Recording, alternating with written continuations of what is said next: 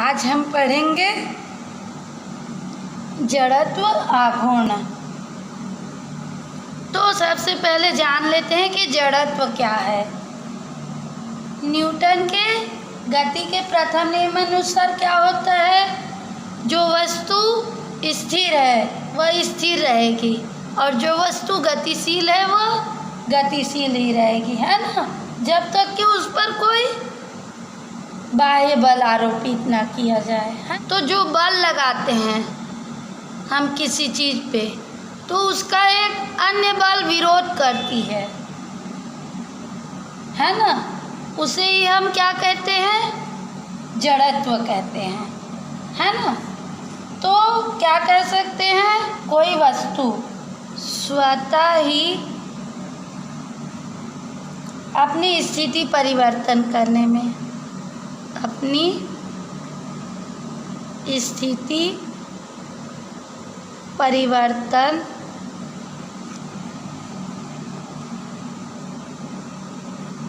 करने में असमर्थ है, किंतु जब उस पर बाह्य बल लगाया जाता है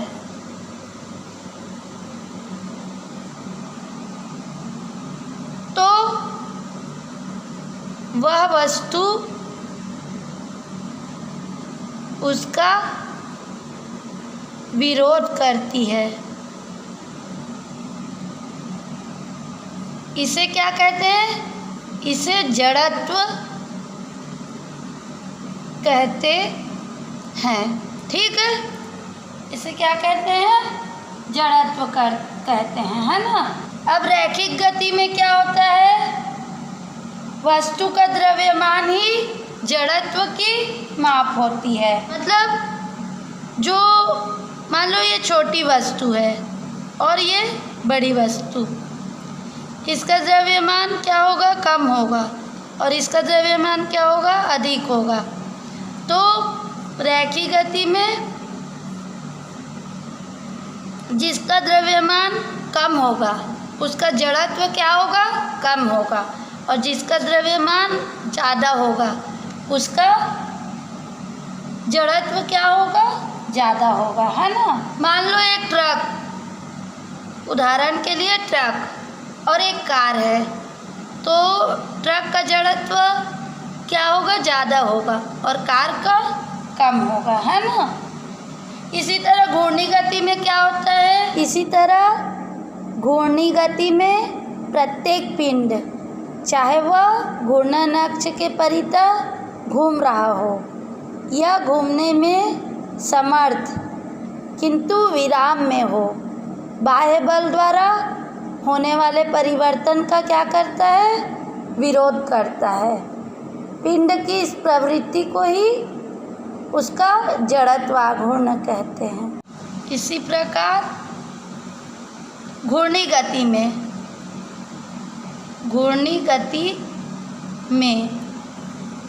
कोई पिंड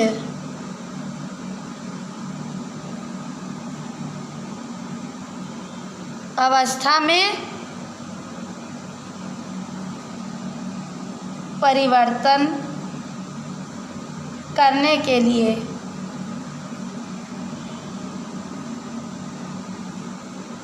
लगाए गए बल आघूर्ण का विरोध करता है। जो बाह्य बल लगाए उसके कारण जो बल आघूर्ण है उसका विरोध करता है, उसकी इस प्रवृत्ति को उसका जड़त्व आघूर्ण कहते हैं। यह एक अदिश राशि है। ठीक है, ये क्या है, एक अदिश राशि है। गणितीय रूप में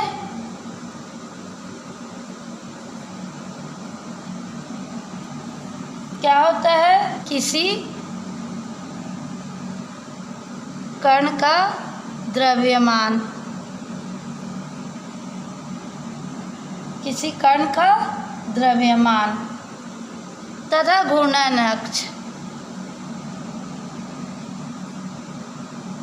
अक्ष से दूरी के वर्ग के गुणनफल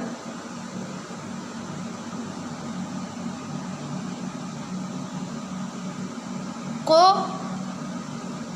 कण का घूर्णन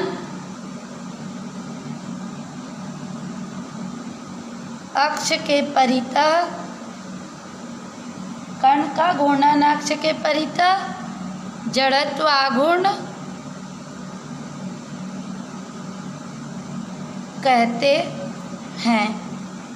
ठीक है, मान लो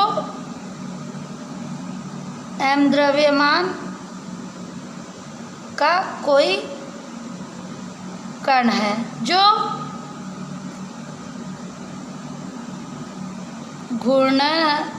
घूर्णी अक्ष x डैश के सापेक्ष घूर्णी गति कर रहा है। ठीक है, तो x अक्ष के परितः जड़त्व आघूर्ण क्या होगा? I equal to mr square. ठीक है, ऐसा ही मात्रक होगा किलोग्राम मीटर स्क्वायर। ठीक है, विमीय सूत्र, चूँकि I इक्वल टू मास द्रव्यमान का गुणा है ना, तो I का मतलब जड़त्व आघूर्ण का विमीय सूत्र बराबर m l स्क्वायर। ठीक है, यह m l स्क्वायर T0। ठीक है, तो ये विमीय सूत्र होगा। ठीक है, तो जड़त्व आघूर्ण ये है, किसी पिंड के जड़त्व आघूर्ण के लिए व्यंजक, किसी पिंड के जड़त्व आघूर्ण के लिए आप व्यंजक निकालेंगे। मान लो कोई पिंड, मान लो कोई पिंड घूर्णन अक्ष OZ के परितः घूर्णी गति कर रहा है। अब पिंड क्या है? अनेक अनगिनत कणों से मिलकर बना हुआ है। पिंड अनगिनत कणों से मिलकर बना हुआ है। ठीक है, जिनका द्रव्यमान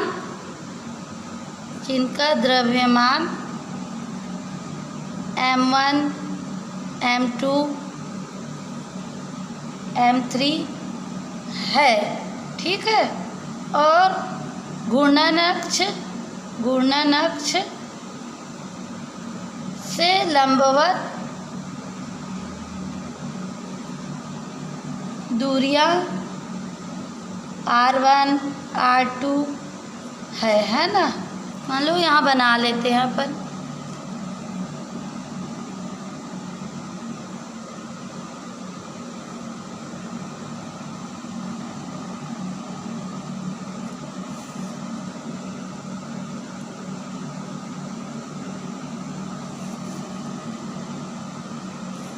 ये क्या है, मूल बिंदु O। ये क्या है, एक्स अक्ष, ये वाई अक्ष और ये जेड अक्ष। ठीक है। अब इसमें कोई घूर्णी गति कर रहा है जेड अक्ष पे, कोई पिंड। ठीक है, जिसमें क्या है, अनगिनत कण है। ठीक है। अब मान लो इस कण का द्रव्यमान क्या है, m1 और दूरी क्या है, r1। जैसे इसका m2, दूरी r2 है ना।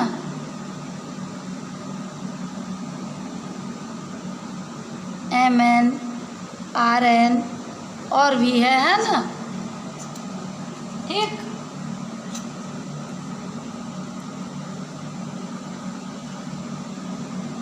तो इस अक्ष के परितः, घूर्णन अक्ष के परितः इसका जड़त्व आघूर्ण क्या होगा, घूर्णन अक्ष के परितः जड़त्व आघूर्ण क्या होगा, हम पढ़े ना अभी, I बराबर mr square, m1 r1 square, m2 r2 square से लेकर अनगिनत होंगे पिंड का जड़त्व आघूर्ण। जो ये पिंडों का जड़त्व आघूर्ण है उसका क्या होगा, योग होगा। इन कणों के जड़त्व आघूर्ण का कुल योग होगा। ठीक है। इसलिए पिंड का जड़त्व आघूर्ण OZ अक्ष के परितः क्या होगा, I इक्वल टू क्या होगा, m1 r1 square plus m2 r2 square plus infinitive, है ना। तो इसे हम क्या लिख सकते हैं, I बराबर sigma I equal to 1 to n, मान लो तो n है ना, mi r I, और इसे क्या कहते हैं, जड़त्व आघूर्ण के लिए व्यंजक। यही जड़त्व आघूर्ण का व्यंजक है। ठीक है। पिंड का जड़त्व आघूर्ण निम्न बातों पर निर्भर करता है। पिंड का जड़त्व आघूर्ण निम्न बातों पर निर्भर करता है। पहला, पिंड का द्रव्यमान। दूसरा क्या है, द्रव्यमान के वितरण पर, द्रव्यमान के वितरण पर। और तीसरा क्या है, घूर्णन अक्ष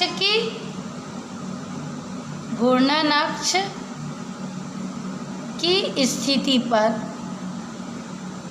ठीक है। निम्न बातों पर, है ना, निर्भर करता है। पिंड का आकार, आकृति या घूर्णन अक्ष जैसे बदल गया तो जड़त्व आघूर्ण भी क्या होता है, बदल जाता है। पिंड की आकृति, आकार अथवा घूर्णन अक्ष बदल जाने पर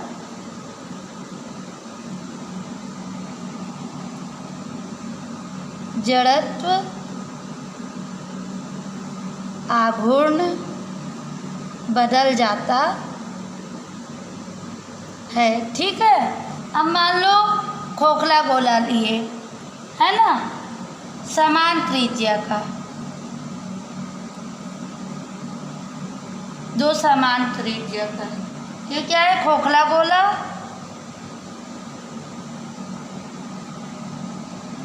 और ये क्या है? ठोस गोला। जिनका द्रव्यमान समान है, लिए है ना। तो इन दोनों का जड़त्व आघूर्ण एक समान होगा क्या? नहीं होगा। क्या होगा? जो व्यास के परितः जो एक खोखला गोला है, इसका जड़त्व आघूर्ण क्या होगा? ज़्यादा होगा, जबकि इसका क्या होगा? जड़त्व आघूर्ण कम होगा। ठीक है। क्यों होगा? क्योंकि जो खोखला गोला है वह घूर्णनाक्ष के उसके कणों का द्रव्यमान घूर्णनाक्ष से अधिक दूरी पर होगा। जो खोखले गोले का द्रव्यमान है वह घूर्णनाक्ष से अधिक दूरी पर होगा, जबकि ठोस गोले का पास में होगा। इसलिए जड़त्व आघूर्ण के मान में परिवर्तन होगा। ठीक है ना। एग्जाम्पल,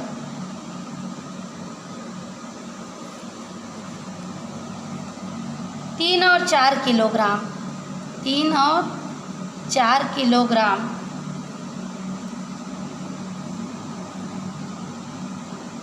के दो बिंदु द्रव्यमान, दो बिंदु द्रव्यमान क्रमशः 0, 3, 0 और -2, -2, 0 बिंदुओं पर रखे हुए हैं, बिंदुओं पर रखे हुए हैं। ठीक है। एक्स अक्ष के सापेक्ष, एक्स अक्ष के सापेक्ष इस निकाय का जड़त्व आघूर्ण ज्ञात कीजिए। ठीक है। दूरियां क्या है? मीटर में है, दूरी मीटर में है। ठीक है। तो क्या है? एक्स अक्ष में रखा है, माने जेड अक्ष क्या होगा? 0 होगा। तो हल जेड अक्ष के निर्देशांक 0 होंगे, है ना। तो दोनों बिंदु एक्स और वाई अक्ष में होंगे। ठीक है। तो बिंदु क्या दिया है हमारा? 0, 3, 0। ठीक है। को एक्स अक्ष से दूरी, एक्स अक्ष से दूरी क्या होगी? मीटर में 3 मीटर। ठीक। बिंदु -2, -2, 0 को वाई अक्ष से बिंदु -2, -2, 0 को एक्स अक्ष से दूरी बराबर 2 मीटर। ठीक। अतः